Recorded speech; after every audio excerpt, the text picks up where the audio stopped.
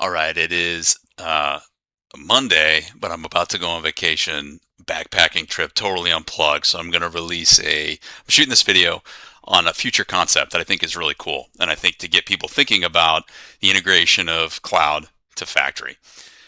All right, so today, right, when we think about back when I started at HighByte in 2020, right, a lot of the data that we're contextualizing at the edge and moving to the enterprise ultimately ends up in a data lake. And that's still true today.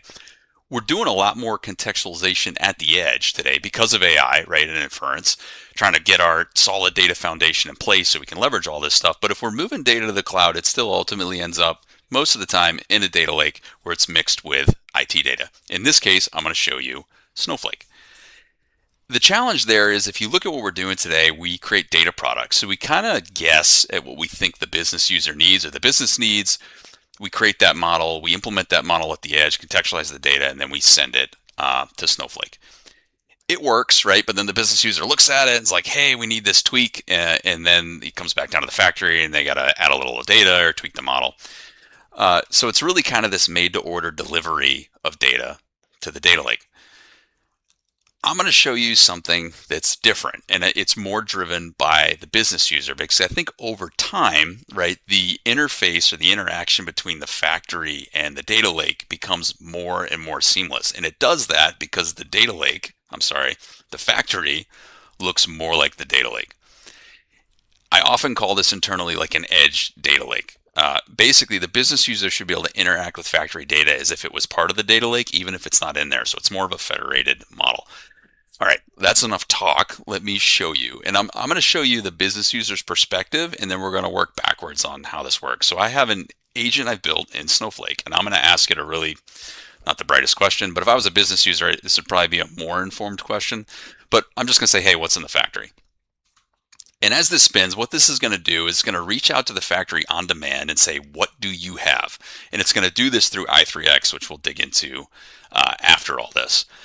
So this is data that is not, there's no data about the factory in Snowflake today. There's nothing there, right? So this is doing it on demand, and you can see it came in and said, this is the data that's there. This is a pharmaceutical company with 4 bioreactors, and this is the data that we've modeled and contextualized at the edge.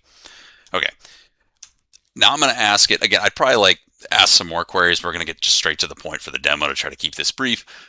I, as the business user, now that I know the data is there, I want to go collect some of that data. Remember, there's nothing in Snowflake right now. So what I'm asking it is to say, hey, go collect data for the batches and land it in Snowflake, and go collect data for the batch set points and land that in Snowflake. And ultimately, what I want to do is query a batch from start to end time and say, what were the set points for that batch? Did they change? So it's 2 different collection requirements. One is like, hey, every minute, just send this up into a table, and we're going to use Snowflake streaming because that's super efficient. And the other one is on change, update a separate table that's linked with just the set point changes. And you can see it's tooling away, creating pipelines. So what does that mean? It means it's connected to HighByte, and if we went in, this is HighByte, so this is running at the edge. There's no pipelines sending to Snowflake, and if we go into the database that I'm running this demo out of, you'll see there are no tables yet. And this part can take a little bit because we're using HighByte's internal agent, pipeline agent, to go and do this. But ultimately what it's going to do is it's going to create 2 pipelines on demand that move that data into Snowflake. And from the business user's perspective, that data just ends up in tables and streamed. And I don't know exactly how it did it, right? But I know it's done. So I've explored the data and I've requested data on demand. So we've gone from made to order delivery to all I can eat buffet, right? And this kind of switches the paradigm.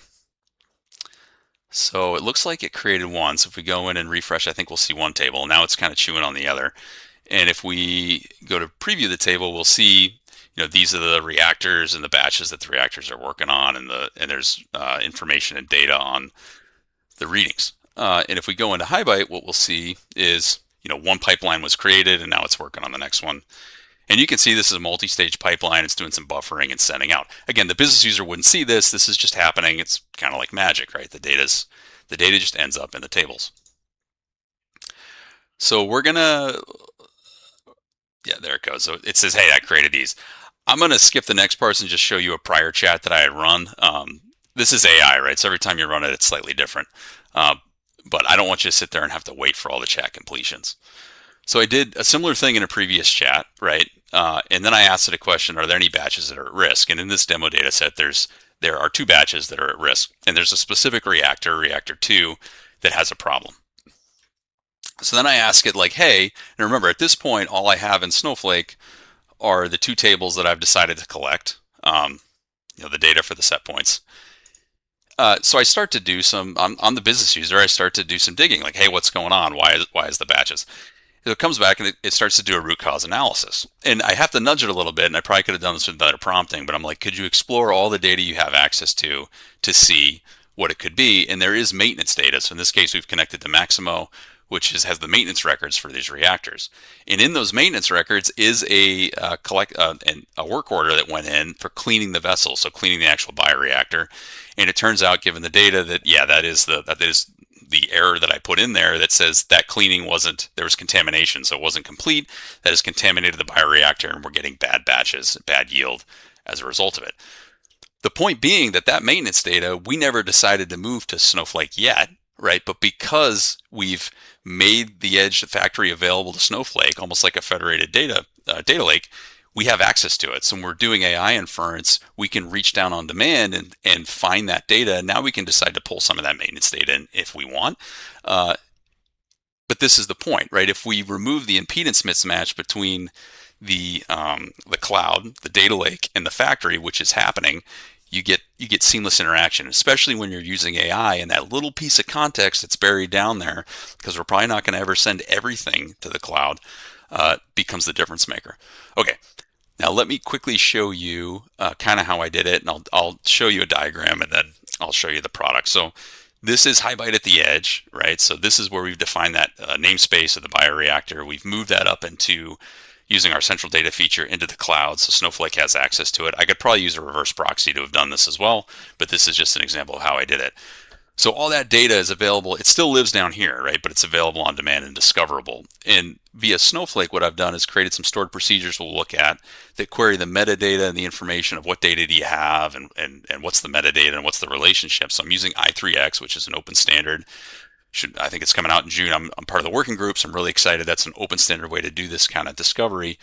And then I'm using MCP and HighByte's internal MCP agent to go create those pipelines on demand that we looked at. And I'm connecting all that to a Cocoa agent that I custom built in Snowflake.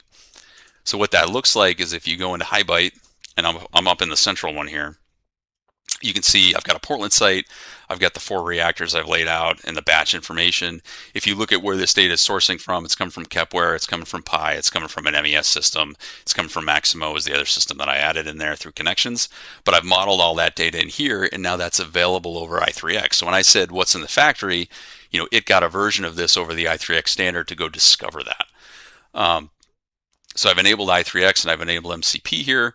On the agent side, if you go into HighByte, in the latest version, we have an agent capability where you can connect an LLM and chat with an agent to go build these pipelines. So we're leveraging that from Snowflake to build the pipelines on demand. And then on the Snowflake side, if you go into the agent that I built, this HighByte agent, you'll see, if we go to edit it, I've added very little context. I probably should have done a better job there, but I've built custom tools, and those custom tools to talk to i3x are stored procedures. So in Snowflake, let's look at one here. You can see the get type stored procedure goes and calls some Python code that talks directly to the i3x API over the open standard to go get the data types in the server or the objects or instances. So I exposed 3 or 4 tools, 3 or 4 stored procedures that call i3x standard endpoints, so open standard endpoints to get that metadata. And then I have one to run SQL queries, so once the data lands in Snowflake, I can query that. And then I've connected MCP, so I've connected to HighByte's MCP server to do the agent capability. And then you can see by doing so, I've made the data available in the factory level at the edge, available to the data lake, to the business user, and seamlessly between the cloud and the edge so that they're interacting with the data and they don't actually know where it lives, but they're able to use AI and compute to do some root cause analysis. So this is a little out front, right? But this is where I think we're headed. I think the factory over time looks more like an edge data lake. I think DataOps is the key technology for doing that because we're contextual. You're not going to rip and replace everything at the factory to do this. You're going to wrap and extend and provide context. And then i3x is awesome because it's an open standard way to do this through across industry. So send questions, send comments. This is, for a long time now at HighByte, I've been talking about Edge Data Lake. I felt like it was too abstract to show it. I finally think I found a way to show it, and I think it is going to change industry, and I think this is where we're headed. It might take us a couple years, but pretty cool stuff. Send us your feedback.